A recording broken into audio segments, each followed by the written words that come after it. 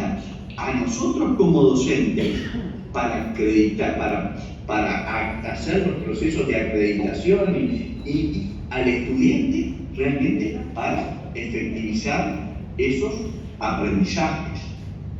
Creo que en los procesos de evaluación mezclados con estos desafíos de la inteligencia artificial realmente nos mueven todas las estructuras que nosotros teníamos tan seguras, tan prácticas, porque digo, todos que experimentamos de alguna forma la inteligencia artificial nos damos cuenta cómo nos desafían, por ejemplo, en la elaboración de los ensayos, de las monografías, o de las narrativas.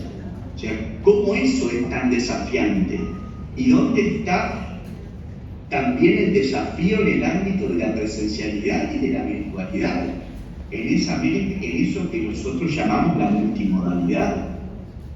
Creo que estamos en momentos de mucha incertidumbre y que nos obliga a de alguna forma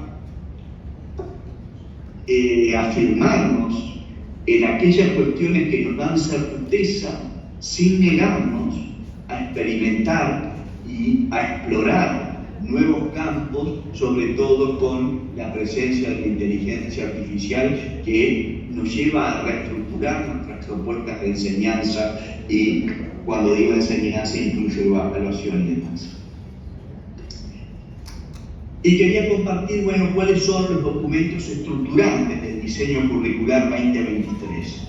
O sea, es el marco curricular de la formación de grado de los educadores, son los planes de estudios, son los programas, es el documento de didáctica y práctica en la formación profesional de la educación en el Uruguay, es la curricularización de la práctica docente y es el reglamento de las carreras de grado. Allí tenemos los documentos estructurales del diseño curricular 2023. Esto permite y están de alguna forma gradualizar ese diseño curricular. Y por último, quisiera recordar con ustedes un punto muy importante. Estamos en los 150 años de la publicación de la educación del pueblo por José Pedro Varela, gran pedagogo nacional, estructurador del sistema educativo, donde esta magnífica obra de educación del pueblo de alguna forma estructuró el sistema educativo nacional y la formación de las maestras a fines del siglo XIX y la primera mitad del siglo XX. Y he seleccionado algunos pequeños fragmentos que quisiera compartir con ustedes para poder visualizar la vigencia de la obra y la grandeza que ella cumple y cómo aún nos sigue interpelando a pesar de tener 150 años, y qué tan importante es volver a esta fuente. O sea, no leer las críticas, sino leer la fuente. Porque las críticas podrán decir para un lado que era excelente y para otro lado que era mal, y que le faltaba esto, y que pretendía el disciplinamiento de la mano de obra y la más. Pero acá lo que hay que leer es ir a la fuente, leerla en el contexto, pero a la luz del presente. Y por eso he seleccionado estas citas. La educación no significa solo leer y escribir.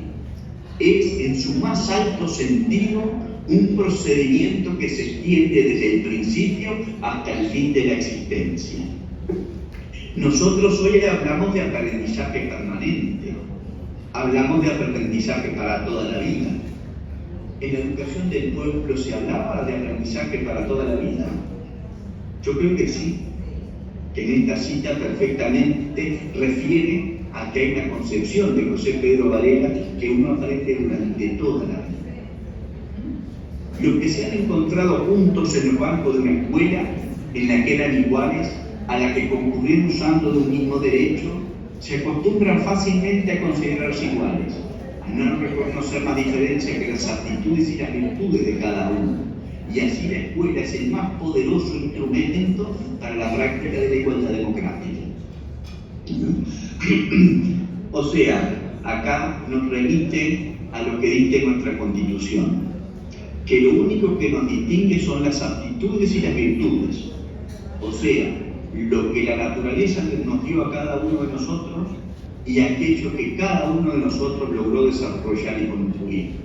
Pero no nos distinguen la pertenencia a un grupo político, religioso, filosófico, o grupos étnicos o raciales.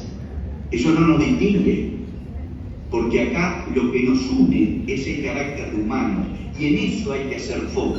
Hay que hacer foco en lo que une a las personas, en lo que une a las sociedades, y en que en definitiva somos y seremos lo que las aptitudes y las virtudes permiten que desarrollemos.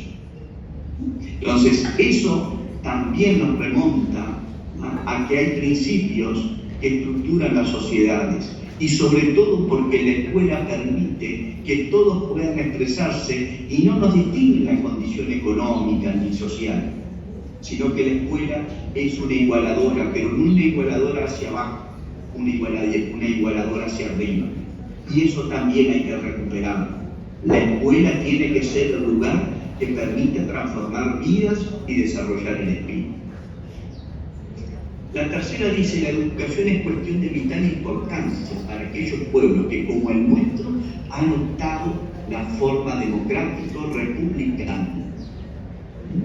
Si será cierto, sin educación no existe el ciudadano democrático y republicano, no existe el ciudadano tolerante, el ciudadano crítico.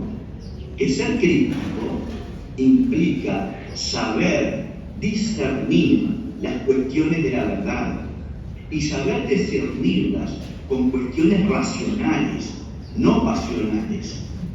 Entonces, la formación de lo racional, el aprender a autorregularse, el aprender a convivir, el aprender a autorregular no solo el aprendizaje, sino en un ámbito de convivencia, y el saber estar y actuar en diferentes ámbitos, eso contribuye al formato de vida democrático y republicano.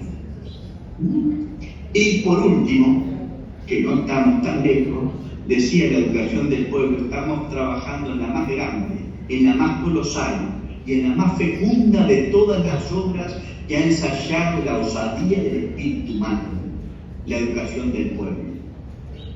Y creo, estimados colegas, que estamos trabajando en lo más colosal, en lo más fecundo, en lo más grande que ha desarrollado el espíritu humano.